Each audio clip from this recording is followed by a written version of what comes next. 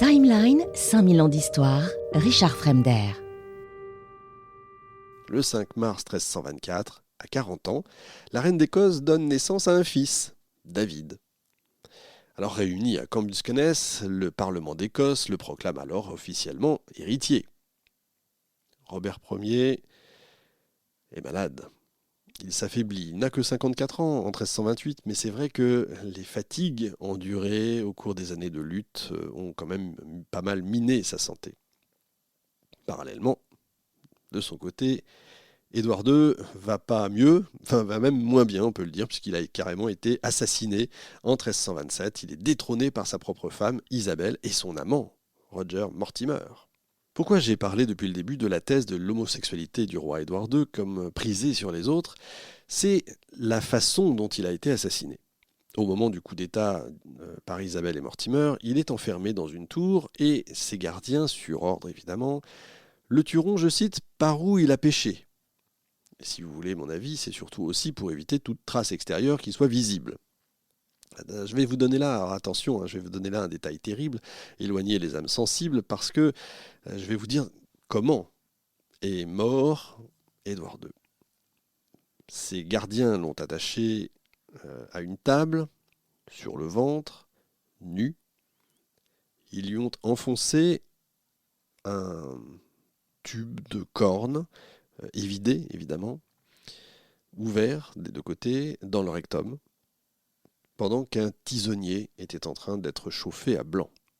Vous me voyez venir. Une fois le tisonnier prêt, ils vont le faire passer dans la corne. Je vous passe les détails évidemment. Mortimer exerce désormais la régence d'Angleterre au nom de l'enfant, Édouard III, qui est l'enfant d'Isabelle.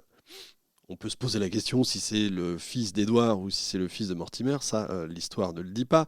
Il est en tout cas décidé, lui, à en finir avec cette guerre d'Écosse interminable qui s'éternise et en plus qui n'a plus d'issue ni même d'intérêt. Le 17 mars 1328, un traité est signé à Édimbourg et ratifié 2 mois plus tard à Northampton, et il reconnaît enfin, sans équivoque, l'indépendance de l'Écosse sous le sceptre du roi Robert Ier, je cite, sans aucune suggestion ni hommage à rendre. Conformément aux coutumes du temps, la paix conclue doit être scellée par un mariage dynastique. Donc le 12 juillet 1328, l'enfant David d'Écosse, qui a 4 ans, épouse Jeanne d'Angleterre, qui est la sœur d'Édouard III, son aîné de 2 ans. La même année, le pape relève enfin Robert de son excommunication. Vous le voyez, Robert Bruce a accompli l'œuvre pour laquelle il était entré en lutte 22 ans plus tôt. Il meurt le 7 juin 1329. Dans son testament, le héros, vraiment on peut l'appeler comme ça, le héros de l'indépendance écossaise, demande à être enterré à Dunfermline, auprès de la châsse de Sainte Marguerite et du tombeau du fondateur de la dynastie, Malcolm Canmore. Il demande aussi que son cœur soit porté en terre sainte, pareil que le roi Édouard Ier, pour reposer auprès du Saint-Sépulcre. C'est donc son vieil ami James Douglas qui entreprend d'accomplir cette dernière volonté. Il s'embarque de Berwick avec 6 chevaliers fidèles, 26 écuyers et serviteurs. Le hasard de la mer va l'amener en Espagne au moment même où le roi mort de Grenade s'apprête à attaquer le roi chrétien Alphonse XI.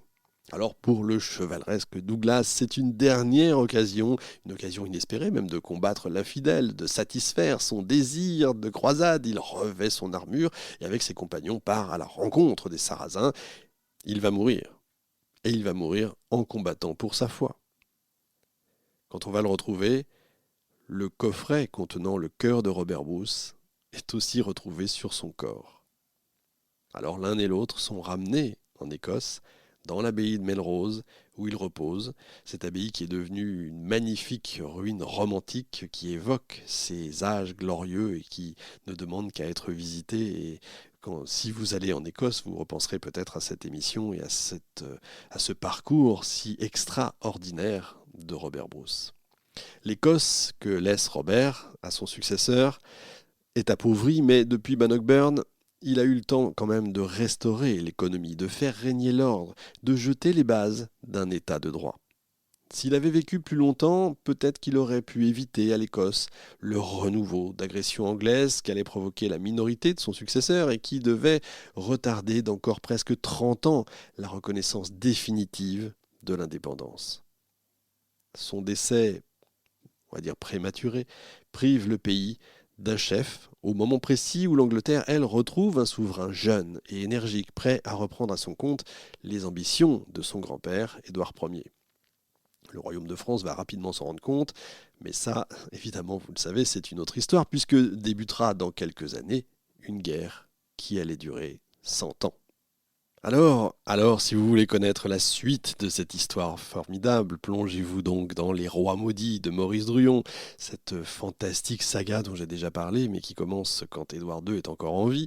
Là, vous plongerez dans la suite de cette histoire. Alors, si vous voulez, on va continuer dans les romans. Là, je suis dans la bibliographie, bien sûr. Dans les romans, vous pouvez commencer, si cette histoire vous a intéressé, par Les Maîtres d'Écosse de Robin Young.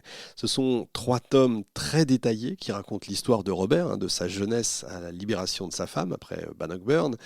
Et la romancière donne non seulement des détails historiques, et c'est vraiment passionnant, vraiment bien fait. Il y a beaucoup de batailles, alors il faut aimer les batailles, mais là vous avez justement tous les détails de la reconquête de Robert que j'ai pas pu mettre dans cette émission parce que sinon vraiment ce serait trop long et peut-être un peu rébarbatif, mais il y a des choses un peu assez extraordinaires. Elle donne donc des détails historiques, mais quand elle prend des libertés avec l'histoire, elle explique pourquoi. Elle fait des notes qui sont très bien faites. J'ai trouvé ça absolument passionnant. D'abord, l'histoire est passionnante. Moi, j'ai trouvé ça passionnant et c'est ce qui m'a donné envie de faire justement cette émission. Alors, au niveau des livres, vraiment livres d'histoire, vous avez de Michel Duchin, Histoire de l'Écosse, des origines à nos jours. Là, ça a été une grosse source pour moi. C'est un des grands spécialistes de la période. Vous avez Le Que sais-je, Histoire de l'Écosse, par Jean-Claude Crapoulet, qui est excellent, lui, pour se remettre les idées en place sur le long terme, justement. Le coup du Stewart qui devient Stuart, etc., ça c'est important. Et enfin, vous avez le très intéressant, si le contexte vous intéresse, Histoire du nationalisme écossais, de Frédéric Schex. Il revient sur ce dont je parlais, ce nationalisme avant l'heure qui culmine justement avec la déclaration d'Arbroath. Ça c'est passionnant et c'est vraiment important, je crois, de parler de ce nationalisme écossais. La déclaration d'Arbroath, il faudrait peut-être la prendre en détail pour voir si elle a été étudiée par d'autres historiquement et si elle a pu donner des idées aux uns et aux autres dans l'histoire. Ça pourrait être assez intéressant. Voilà. Pas de news cette semaine, vu la longueur de cette émission. On se retrouve dans une semaine avec toujours autant de plaisir et un nouveau sujet.